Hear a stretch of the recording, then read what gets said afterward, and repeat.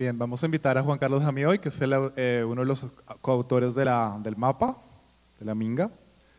Y tenemos máximo 15 minutos porque estamos un poquito corridos de tiempo para dialogar un poco. Igual las personas, estos invitados, si quieren dialogar, algunas reflexiones, las preguntas que nos están haciendo llegar desde atrás.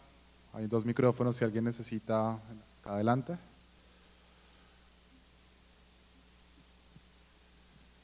Bueno, yo le quiero preguntar a Juan Carlos para arrancar, porque los minutos son muy valiosos. Cuéntanos un poquito de la experiencia de la construcción de este mapa tan hermoso. ¿Cómo fue ese proceso de crearlo colectivamente? Nahuactan Yetska Pamiliang, muentre Atrevewin be licencia que Yetskang be licencia que mo cuenta base tan changizo Ibambay, tramuntechka Waman palabra Tojashang y más que entram na changizo Ibambay, más que Eskenung be soy. Bueno, buenos días para todos, un saludo para ustedes, gracias primero que todo por la invitación que han extendido para que nosotros estemos acá. Con respecto a la pregunta del profesor Miguel Rocha, primero que todo le agradezco por haber tenido también en cuenta dentro de sus estudios este trabajo, ¿no? Creo que eso es lo importante, que primero que hayamos logrado como plasmar esa identificación que tenían un cierto grupo de estudiantes acá y también porque eso estaba hecho para una minga de educación superior indígena. Y que también sea unos referentes, porque es una construcción en cierto modo colectiva. Yo simplemente digamos que hicimos toda esa parte técnica del conocimiento, como tal vez algunas personas también lo podrían hacer dentro de cualquier etnia. Se construye desde ese universo que es multicultural, pero que también se quiere volver intercultural, ¿no? Porque en cierto modo lo que explicaba el profesor Rocha y que le dio algunas interpretaciones más, pues lo primero la construcción, hay que decir que es una construcción colectiva porque siempre acá dentro de esta ciudad de Medellín han habido procesos, han habido o hay gente que todavía están pensando sobre esa situación del estudiante indígena o del indígena estudiante, como se debería decir, dentro de la ciudad y también dentro de las universidades, tal vez porque también nosotros somos gente que salimos de otro lado. Entonces hay una construcción colectiva porque se permite el diálogo, se permite la minga de pensamiento y desde ahí entonces comienza como a plasmarse dentro de esas grafías. Se conoce también, porque por ejemplo cuando nosotros llegamos aquí o cuando salimos de nuestro territorio, nosotros no tenemos conocimiento de cuántos pueblos hay en Colombia, nosotros mismos, nosotros nos llamamos indígenas, no tenemos ese conocimiento. Y afortunadamente nosotros que hemos tenido la oportunidad de salir de ese origen y de elongar nuestro destino y estar viniendo por acá, permite también que nos reconozcamos. Y en ese reconocer, pues lógicamente van apareciendo distintas grafías, símbolos que uno se va también informando y poco a poco también lo va sintiendo. Entonces creo que hay una parte inicial dentro de esa propuesta, y es que nosotros tenemos un origen y tenemos también un pensamiento espiral, un pensamiento que parte desde un origen y que está en ese ir y venir, no solamente es algo lineal. Entonces, muchos de los símbolos y signos que ahí aparecen, pues es también porque algunos compañeros que conocían de su misma cultura y me dijeron, mira, colócale esto, es importante. Y lastimosamente aparece en un mapa de Colombia, ¿no? Porque no debería aparecer así, debería ser el de la tierra, pues completamente, pero pues lastimosamente como hemos hecho esa frontera, entonces la intención sí era sobreponer una encima de otra, no porque una sea más importante que la otra o que sea más grande, sino más bien porque como tejer esos lazos a partir de ese principio también del pensamiento espiral, del pensamiento que nosotros pues digamos tenemos y que estamos también en esa reconstrucción, porque nosotros creo estamos aquí también desde una construcción de nuestra vida multicultural. Tomo las palabras de la profesora Alba Rojas, de Pedagogía de la Madre Tierra, cuando ella decía, soy un universo multicultural, y creo que nosotros también, porque cuando comenzamos a indagar de dónde venimos, También entonces encontramos familia, encontramos raíces en otras etnias. Entonces creo que esa es la construcción y que afortunadamente pues digamos que dentro de ese proceso de los estudiantes indígenas como una red que se dio para la construcción de esta minga de pensamiento y después todo el proceso que se ha gestado eso, creo que es importante entonces que también se haya logrado identificar digamos ese evento, después ese proceso, porque entiendo también que la UNIC tomó como parte ese símbolo. Entonces es una construcción colectiva que simplemente uno tal vez es un compilador de eso y creo que ese es como el sentido del trabajo que lo mostró. Bien, esta es una pregunta para Tirsa y para los ponentes indígenas del seminario. ¿Existe algún racismo o discriminación de los pueblos indígenas hacia el occidente? ¿Cómo se trata esto desde las mismas comunidades?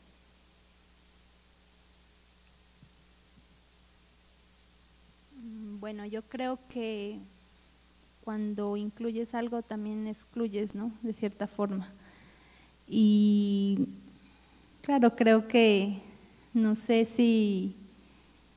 pues con un ejemplo en particular, ¿no? Pero pues hay ocasiones en las que, por ejemplo, dentro de la fiesta, en algunos lugares, pues no se permite como que los no indígenas como que se incluyan tanto, ¿no? No sé, eso era como alguien contó alguna vez, pues yo no lo he vivido, la verdad, pero pues yo creo que no debemos esencializar tampoco a los pueblos indígenas, ¿no? No somos seres de luz que, mejor dicho, somos la salvación del mundo. También estamos, como digo, trastocados por una historia y hay cosas que, como a todo pueblo, también nos han afectado. Entonces, pues decir que hay racismo o no, me parece peligroso decirlo en este momento, ¿no? Quizás tendría que indagarlo un poco más, ¿no? Yo creo que esa sería mi respuesta, no tendría como una respuesta decir sí o no, sino que creo que sí estamos permeados por muchas cosas, que como digo, no somos seres de otro planeta, somos seres que hemos construido de acuerdo a una historia, unas memorias, pero que también tenemos nuestros conflictos a nivel de casa adentro, ¿no? Eso también es para ti. ¿Existe alguna relación entre los simbolismos chamánicos del Yagé y las estéticas del Hatun Puncha? ¿Existe alguna relación entre los simbolismos chamánicos del Yagé y las estéticas del Hatun Puncha? Bueno, en el caso, digamos, yo lo tomaría más como desde mi experiencia particular, desde el color. Digamos, dentro de lo que llamamos pinta en el ambihuasca o ayahuasca, como lo llaman otros pueblos, el color aparece como una fuerza, ¿no? Una energía bien importante. Entonces yo creo que de ahí también devienen en esta serie de corporalidades que construimos alrededor de nuestro atuendo, por ejemplo. Entonces, digamos, en la fiesta tú puedes distinguir también a los taitas, ¿no? Porque tienen una indumentaria un poco particular, unos collares que los identifican, pero también es otra energía. Por ejemplo, en el caso del ritual que miramos que traté de explicar del ritual de la ortiga, donde le pasamos ortiga de pronto al que no esté bailando como forma de juego, porque la fiesta es un juego. A veces la energía con la que te ortiga un chamán o un taita, un sinchi, no va a ser igual al que te ortiga, digamos, tu mamá, tu hermano. Entonces yo creo que ahí también hay como otra cosa por entenderlo, digo un poco desde la experiencia, con el permiso aquí de los que saben un poquito más que yo, pero pues eso es lo que les puedo contar. Bien, acá hay dice, ¿cómo la circulación de estos textos e imágenes contribuye a transformar el país en términos de discriminación racial y étnica? Yo lo digo más por la experiencia como lector y también por los diálogos y los mismos estudiantes. Creo que las textualidades contemporáneas de muchos pueblos que habían sido segregados racial, étnicamente, comienzan a romper esa frontera justamente de la discriminación que se da desde la misma academia, ¿no? En unos espacios, por ejemplo, en la universidad donde yo trabajo, nunca fue posible pensar estas textualidades o estas escrituras como de igual a igual o como propuestas también diferenciales. No era posible siquiera pensarlas, de hecho eran inexistentes.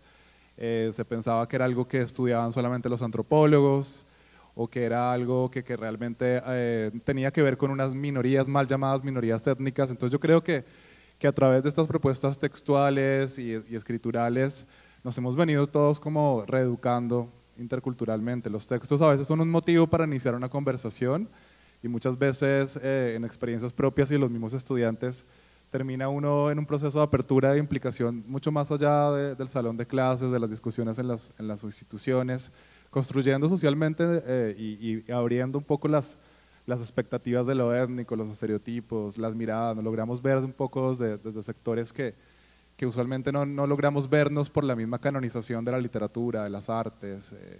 Creo que todo esto ayuda realmente a abrir los diálogos en el país y generar, digamos, procesos mucho más interculturales de verdad, porque una cosa es ser un país multicultural, que es como la Constitución se declara, bueno, hay múltiples culturas, pero otra cosa es hacer ese tejido, que es lo que nos proponen los estudiantes de las comunidades, cómo vamos a hacer el tejido entre todos, qué tenemos todos para aportar en ese proceso. Si la interculturalidad es válida es porque creo que todo el mundo tiene desde diferentes saberes y tradiciones, aunque algunos no lo tengamos del todo, una posibilidad de aportar en esa construcción de los tejidos sociales. Tenemos un minuto más, ya estamos, ¿no? Sí, bueno, por acá, bueno, hay muchísimas preguntas, todas son como tan interesantes. Acá hay una, bueno, hay varias. Hay una de los Muri Muina. ¿Qué metodología por parte de la comunidad Inga y Kamsá se están llevando a cabo para conservar el arraigo a las costumbres y el lenguaje entre los más jóvenes?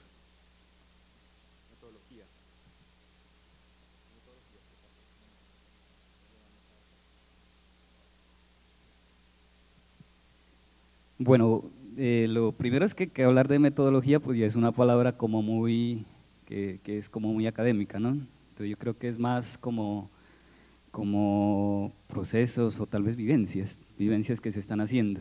Lógicamente que hay una historia que ha sido como la de todos los pueblos, con sus particularidades en cada pueblo, que ha sido difícil, ha sido de colonización, ha sido de imposición de una educación. Y a nivel, digamos, que lo llamamos a nivel institucional, pues lógicamente se están gestando procesos, distintos procesos. En el pueblo Kamsá, a nivel de la educación propia, a nivel de estar viendo también, de estar pensando sobre desde dónde nace toda la educación propia o a qué se llama la educación propia. Y creo que también por esa misma línea va el pueblo Inga, ¿cierto? Entonces, en ese sentido, yo quisiera más que todo resaltar también ese aporte que hacen muchas personas que lo hacen de una manera desinteresada, que llegan también al pueblo, pero que también desde nuestra comunidad lo hace.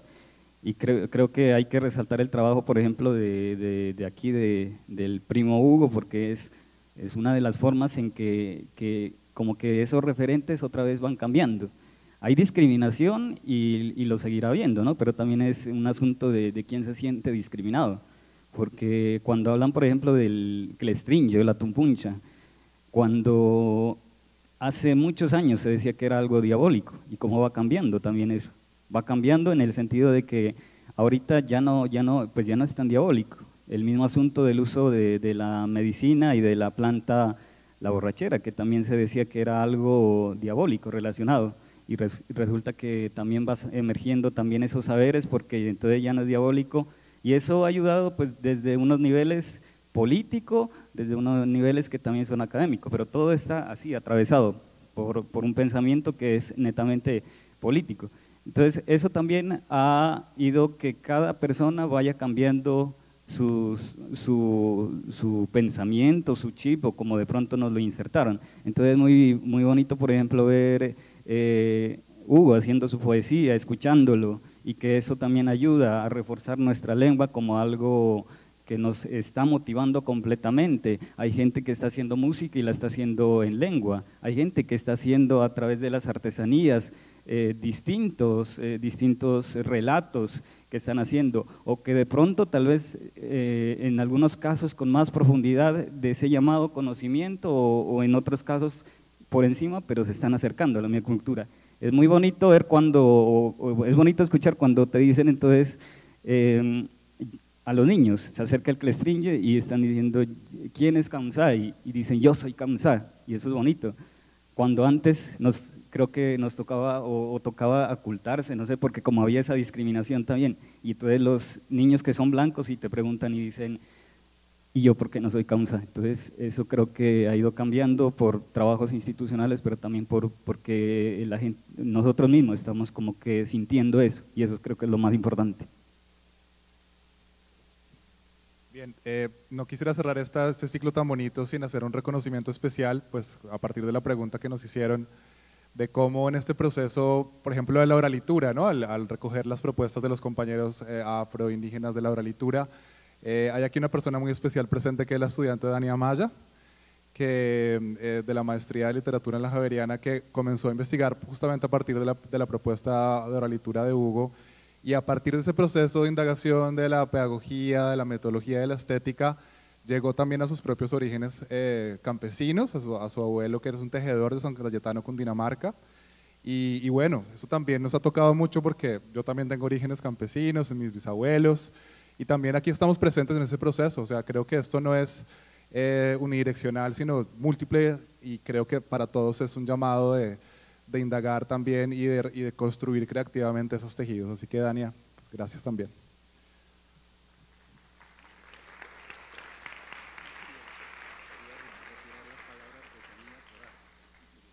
Eso es importante.